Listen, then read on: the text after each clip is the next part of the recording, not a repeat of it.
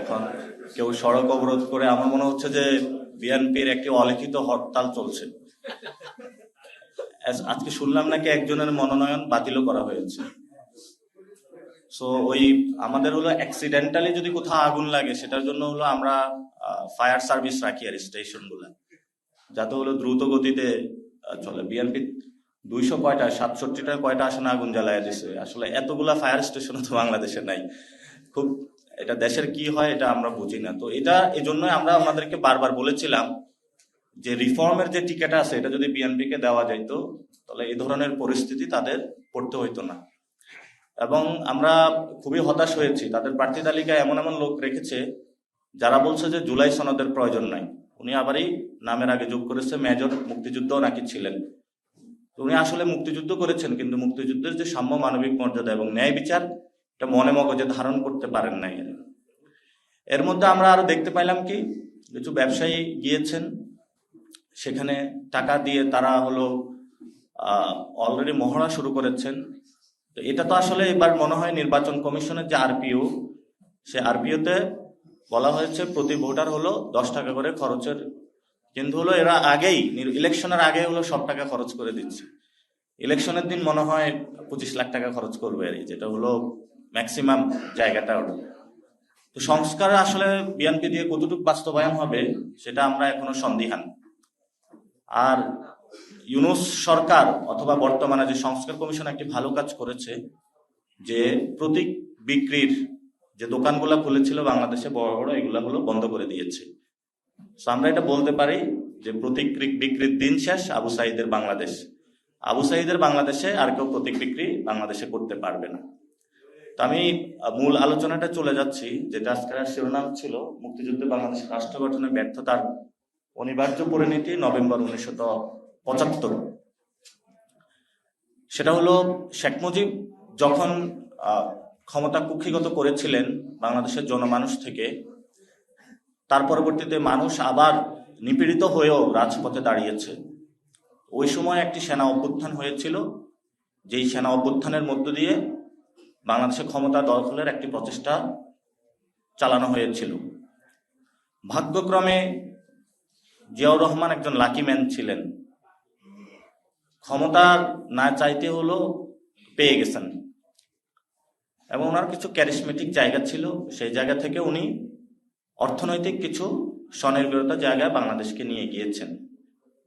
কিন্তু পলিটিক্যাল জায়গায় জিয়াউর রহমান পুরোপুরি ব্যর্থ ছিলেন। কারণ ওই সময় আমাদের সামনে একটি সুযোগ ছিল বাংলাদেশটাকে নতুন করে পুনর্গঠন করার। কিন্তু এই জন্য আমরা বলি যাতে মিলিটারি পলিটিক্সে না আসে। মিলিটারি পলিটিক্সে আসলে কিছু ডেভেলপমেন্ট হয়। এই যে আপনারা দেখবেন পথে ঘাটে ইঞ্জিনিয়ারিং কনস্ট্রাকশনের লোগো লাগায় যারা হলো সীমান্ত পাহারা দিবে, দেশের কাজ করবে, তারা হলো রাস্তাঘাটের ইট বালু কনক্রিট সিমেন্ট এগুলোর কাজ করতেছে। খুবই দুঃখজনক। তো ওই সময় হলো উনি রাজনীতিকে যতটুকু না পুনর্গঠন করবেন, অর্থনীতিকে পুনর্গঠন করেছেন, অর্থনৈতিক অনেক সফলতা রয়েছে, কিন্তু রাজনৈতিক পুনর্গঠনের কিছু চেষ্টা চালিয়েছেন, কিন্তু উনি সফল হন নাই। তো সেখানে উনি যদি চাইতেন, ওনার হাতে এত বড় ক্ষমতা ছিল, জনগণ অনেক বড় ধরনের সাপোর্ট দিয়েছিল, বাংলাদেশের ওই সময় গতিপথটা উনি ঘুরিয়ে দিতে পারতেন। তো ওই সময়ে বাংলাদেশ কিন্তু নতুন একটা রিফর্ম প্রসেসের মধ্যে চলে যেতে পারত। তো জিয়াউর রহমান ঐতিহাসিকভাবে এই যে সুযোগটা ছিল এটা মিস করেছেন। এবং বাংলাদেশের মানুষ কত দুর্ভাগা, বাংলাদেশের মানুষ আবার রক্ত দিল, আবার জীবন দিল, 90-তে রাজপথে গেল, 3 দলীয় একটি সোশ্যাল কন্ট্রাক্ট হলো যে আমরা এটা করব। সেখানেও বিএনপি গাদ্দারি করলো বাংলাদেশের মানুষের সাথে। এখন 2400 সুযোগ এসেছে। এখন বিএনপিকে একবার সুযোগ দেওয়া হয়েছিল 75-এ, পারে নাই। 90-তেও সুযোগ দেওয়া হয়েছিল, পারে নাই। 2001 সালেও কিছু সুযোগ পেয়েছিল, দুর্নীতিতে চ্যাম্পিয়ন হয়ে গেছে। যে জিয়াউর রহমান চেয়েছিল বাংলাদেশের অর্থনীতিকে স্বনির্ভর করতে, দুর্নীতি রোধ করে বাংলাদেশকে একটি সঠিক জায়গায় নিয়ে যেতে, জিয়াউর রহমানের মুখে কালো দাগ লাগিয়ে বিএনপি প্রথম এই বাংলাদেশে দুর্নীতির হলো অভিযাত্রা শুরু করে। শেখ মুজিবের পাশে ছিল হলো সব চোর, কম্বল চোর, আর এই খালেদা জিয়ার পাশে ছিল সব দুর্নীতি সরকারি অফিসের টাকা চোরের লোকেরা। তো আমরা এই পরিস্থিতির মধ্যে পড়ে এসে আইসা 24-এ 2000 লোক আবার শহীদ হইল।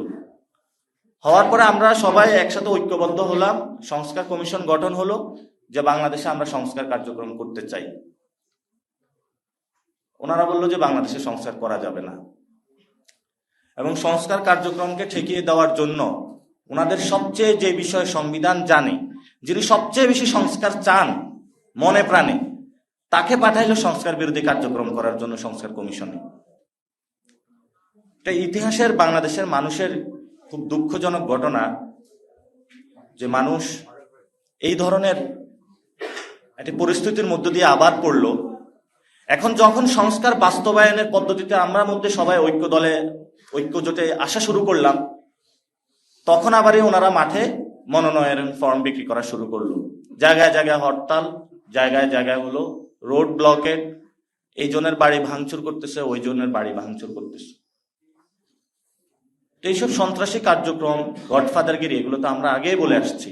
এগুলো যদি বন্ধ না করতে পারি, বাংলাদেশে আসলে সুষ্ঠু গণতান্ত্রিক প্রক্রিয়ায় আমরা যেতে পারবো না। এখন জিয়াউর রহমানকে বলা হয় বহুদলীয় গণতন্ত্রের প্রবক্তা, কিন্তু বিএনপি যেটা করতে চাচ্ছে সেটা তো একদলীয় গণতন্ত্র বাংলাদেশে তারা কায়েম করতে চাচ্ছে। গণতন্ত্রের কথা বলছে, কিন্তু এটা শুধু জিয়া ফ্যামিলির গণতন্ত্র। আমরা তো এমন গণতন্ত্র বাংলাদেশে চাই না। আর এই একদলীয় গণতন্ত্রের বাহিরে ধানের বিরোধী যে পলিটিক্স করবে, বা আমার আসন ওনার আসন বিক্রি করবে, যে কিনতে না চাইবে তাকে শুট করা হবে।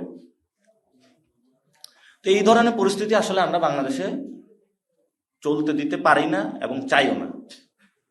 সো আমরা আসলে বিএনপির এই জায়গাগুলোতে ক্রিটিক করে থাকি। এটা একটা ন্যাশনালিস্ট ফোর্স, তাদের সামনে অনেক সুযোগ এসেছিল, তারা সুযোগ কাজে লাগাইতে পারেনি। এখন আমাদের সামনে সুযোগ এসেছে, আমরা কাজে লাগাইতে চাই। বিএনপি ব্যাপারে একটাই কথা বলবো, যে কিছু লোক আছে না, নিজের নাক কেটে অপরের যাত্রা ভঙ্গ করে। বিএনপির হলো এই অবস্থা, নিজের ক্ষতি করে হলো বাংলাদেশের জনগণের ক্ষতি করতে আসছে তারা। বিএনপির অবস্থা কি হবে এটা তো বলছি, যে হ্যাঁ ভোটের মধ্য দিয়ে জন্ম, আর না ভোটের মধ্য দিয়ে তাদের মৃত্যু। তাদের মৃত্যু ঘন্টা অলরেডি বেজে গিয়েছে বাংলাদেশে। কিন্তু তাদের সামনে একটা সুযোগ আছে, এই যে কয়েকদিনের মধ্যেই, এই মাসে নাকি সামনের মাসে তারেক রহমান বাংলাদেশে আসবেন, এরকমই আমরা শুনতে পাচ্ছি। তারেক রহমান আসবেন, বেশ ভালো কথা। কিন্তু আমি আরো ওনারা যখন 2001 থেকে 2006 পর্যন্ত ক্ষমতায় ছিলেন, চ্যানেল 1-এ একটা সাক্ষাৎকার দেখেছিলাম, যে তারেক রহমানকে বলেছিলেন যে আপনি কিভাবে বাংলাদেশটা গঠন করতে চান, ওনার আদর্শকে। উনি ওনার আদর্শ বলেছিলেন মাহাতির মোহাম্মদ, এবং বলেছিলেন আমি ইকোনমিক ডেভেলপমেন্টের জায়গায় কাজ করতে চাই। এটা অন রেকর্ডে উনি বলেছিলেন। এই ইন্টারভিউটা এখনো ইউটিউবে পাবেন আপনারা। তো এখন আমাদের এখন পলিটিক্যাল ক্রাইসিসটা অনেক বড়, ইকোনমিক ক্রাইসিস যেমন রয়েছে। আর আমরা মনে করি যে বিএনপির যেই ইকোনমিক পলিসি, এই পলিসি দিয়ে আসলে তারা ইকোনমিক থেকে যেই চ্যালেঞ্জগুলো রয়েছে বাংলাদেশ থেকে উত্তরণ করা সম্ভব না, এবং তাদের পলিটিক্যাল জায়গা থেকে তারা উত্তরণ করা সম্ভব না। আর বিএনপির যদি জোর জবরদস্তি করে, মানে ইউনুসের সাথে ডিল করে, লন্ডনে তো একটা ডিল হয়েছিল, আবারই বাংলাদেশে হলো ওই ডিলের নতুনভাবে আবারই সেই ডিলকার চুক্তি নবায়ন করে যদি তারা ক্ষমতায় যায়, বাংলাদেশে তাদের এনসিপির হাতে তাদের পতন হবে আবার।